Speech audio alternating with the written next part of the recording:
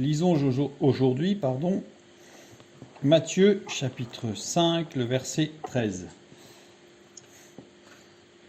Vous êtes le sel de la terre. Mais si le sel perd sa saveur, avec quoi la lui rendra-t-on? Il ne sert plus qu'à être jeté dehors et foulé aux pieds par les hommes. Nous allons juste nous arrêter quelques instants sur cette parole qui est somme toute très courte, mais qui est très profonde. Et d'abord, nous allons rappeler que dans Matthieu chapitre 4, le verset 19, c'est-à-dire avant le sermon sur la montagne, Jésus a parlé à ses disciples. Et il leur a dit quelque chose de particulier, il leur a dit « Je vous ferai pécheurs d'hommes ». C'est une expression évidemment qui ne se trouve que dans la bouche de Jésus pour les disciples. Et le mot pécheur est très particulier, puisque c'est alieus, qui vient du mot als, qui veut dire sel. Donc il y a un lien évidemment entre Jésus qui leur dit « Vous serez pécheurs d'hommes » et « Vous êtes le sel de la terre ». Sachant qu'entre les deux, il n'y a, entre guillemets, que, on a vu que c'était très profond, mais le sermon sur la montagne. Le sel. Le sel, à quoi sert-il ou à quoi servait-il? Puisqu'aujourd'hui, évidemment, au niveau alimentaire, par exemple, c'est un petit peu différent, mais à quoi servait-il? Le sel servait surtout de moyen d'échange et de paiement, puisque c'était quelque chose d'indispensable. D'ailleurs, c'est pour ça qu'on y trouve l'étymologie de salaire, ça vient de sel, le salaire. Nous savons tous que le sel donne du goût à un aliment. Nous savons tous que le sel protège et conserve. Pendant des siècles, les aliments frais étaient conservés dans le sel pour ne pas se détériorer. Nous savons peut-être moins que le sel permet de réguler le feu.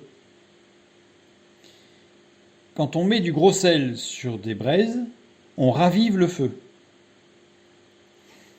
Quand on jette du sel sur un feu qui s'emballe, avec des flammes très violentes, on réduit les flammes et on diminue la température des braises.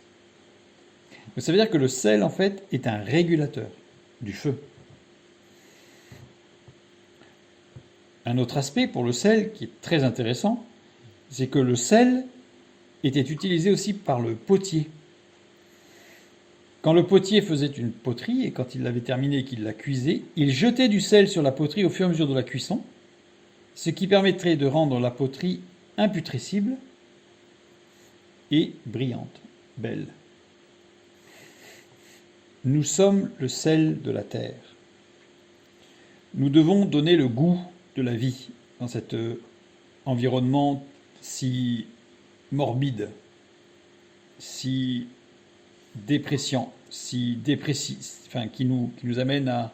Il n'y a que du noir, en fait, autour de nous. Soyons du sel.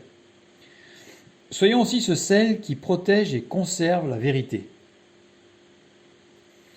Soyons ce sel qui régule les ardeurs. Autant dans l'Église que dans le monde. Soyons toujours des artisans de paix, de calme, de réaction inverse à l'urgence et à la précipitation. Mais en même temps, soyons le sel qui ravive la flamme de celui qui s'éteint. Soyons le sel de celui qui calme les ardeurs de celui qui est excité. Soyons le sel de la terre. Soyons le sel aussi entre les mains du potier, afin que nous puissions devenir imputrescibles, c'est-à-dire non touchables par le péché.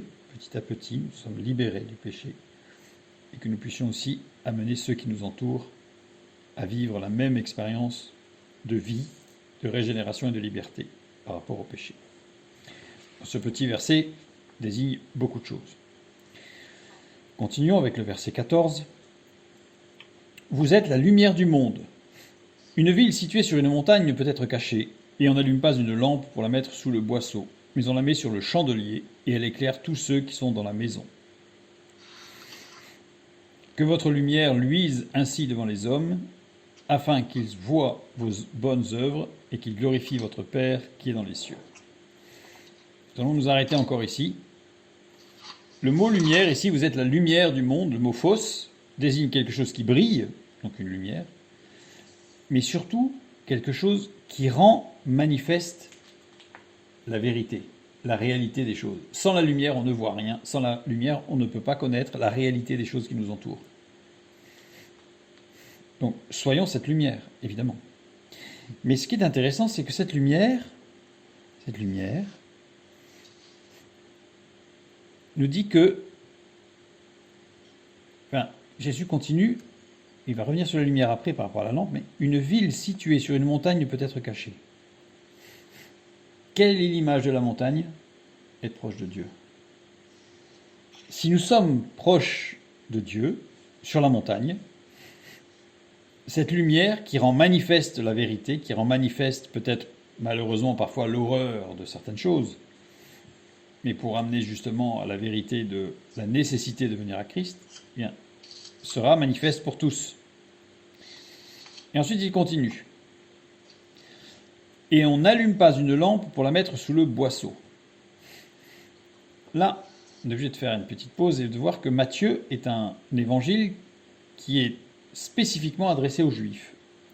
Matthieu, dans tout son évangile, en fait, montre qu'il s'adresse particulièrement aux Juifs, au même titre que Luc s'adresse aux Grecs, puisque Théophile était d'origine grecque, etc.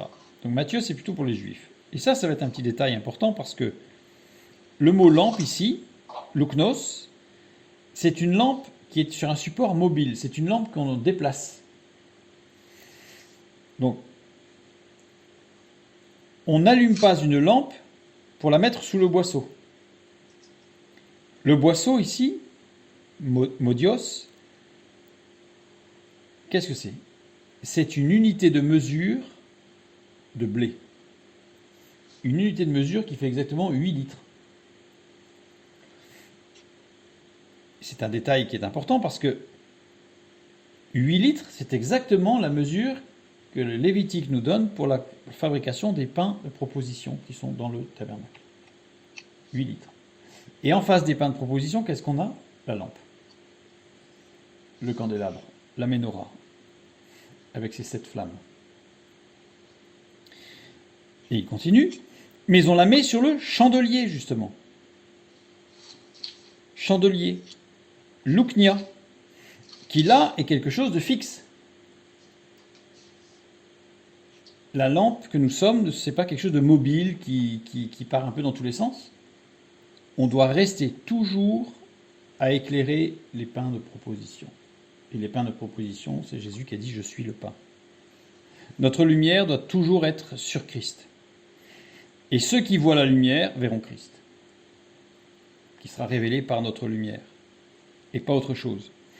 Et on ne la met pas sous le boisseau, c'est-à-dire qu'on ne la cache pas. Elle doit éclairer Christ.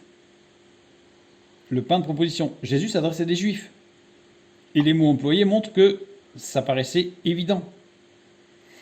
D'autant plus que dans le tabernacle, le sacrificateur, tous les jours, faisait un circuit puisqu'il passait par l'autel du sacrifice, ensuite il allait par le bassin de purification, et ensuite il arrivait entre le chandelier et les pains de proposition.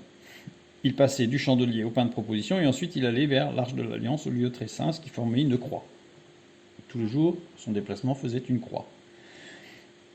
Et c'était important de ne jamais mettre le chandelier au même niveau que le pain.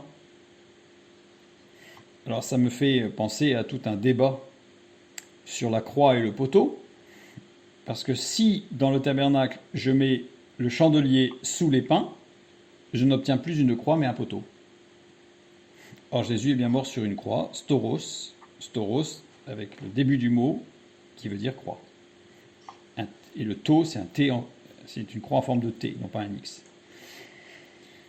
Donc Jésus ici, en quelques mots, décrit notre position de fils de Dieu. Nous devons être le sel de la terre, nous devons être la lumière qui rend manifeste le péché et l'horreur du péché, mais aussi, et surtout, la grâce et la puissance de Dieu en Jésus-Christ.